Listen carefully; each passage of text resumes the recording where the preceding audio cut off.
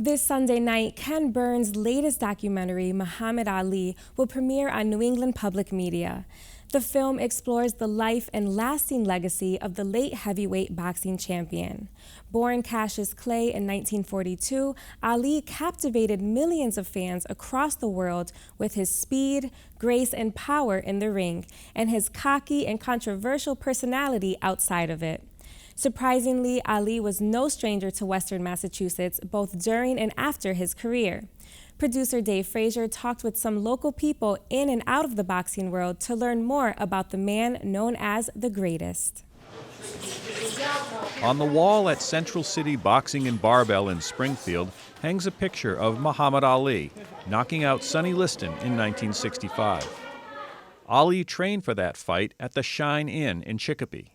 He really revolutionized what boxing is in the ring. I mean, for a lot of years, boxing was just two guys standing in front of each other, and everything was traditional and orthodox.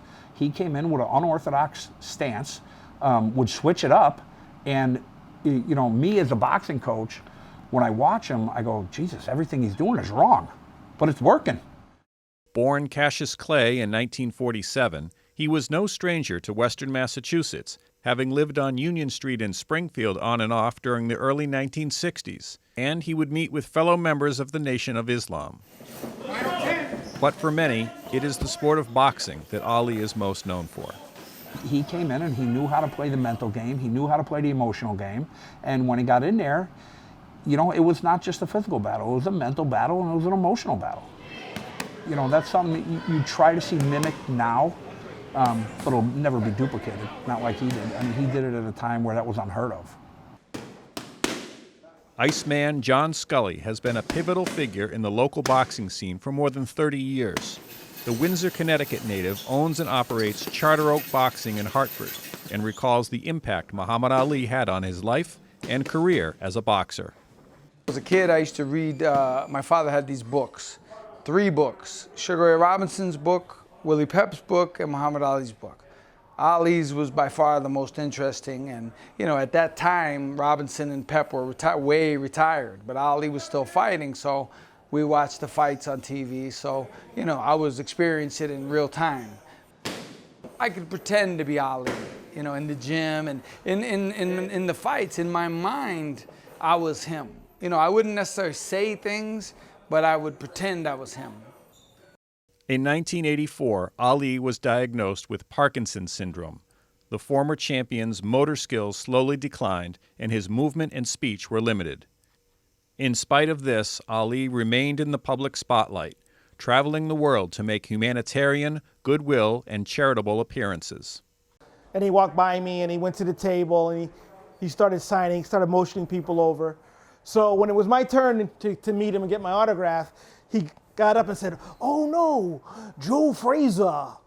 That's what he called me. I said, now I don't know if that was a compliment or not, because he said a lot of bad things about Joe Fraser, but it was really funny. The whole room was laughing and everything. And in 1990, I met him, and he was very, he couldn't even speak that loud, but the interaction was phenomenal. We shadowboxed with each other, and it showed me that in his mind, he was very clear-headed. He knew what was going on. He could express it. He just couldn't do it loudly, and he couldn't do it energetically. But from things he said to me, it was very clear that he was very, very much on the ball. So that was a good day.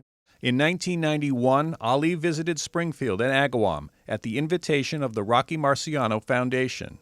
Paul Santinello and Tony Cignoli were co-chairs of the event. This amazing luminary, this international player, one of the most well-known people in the world, stayed to sign signatures and autographs on photographs, on Muhammad Ali dolls, on all kinds of stuff. It went on for hours. Every human being that was at Chez Joseph that night, 1,500 people, they got an autograph. One of the highlights Cignoli recalls was Ali's visit to the pediatric wing at Bay State Medical Center. He was reminded of the impact that visit had just a short time ago. A few months ago, actually, this year, the mom of one of those children was saying to Paul Santinello, "Gosh, Paul, you may not know this, but I was there the day that you brought Muhammad Ali to visit my son at Bay State Pediatric. My son never believed that Muhammad Ali had actually come to see him. We didn't have a photograph, we didn't have anything," the woman said. Paul sent her a photograph of Muhammad Ali kissing her son. That is gigantic to that family. And that's the kind of thing that we've seen everywhere. I've been to wakes and seen a photograph of an individual in Muhammad Ali in the casket or next to the casket. I've seen it laminated still on people's refrigerators. This was Muhammad Ali. And at that time, and even still now, one of the most well-known, revered figures on the planet. And he came here to Springfield.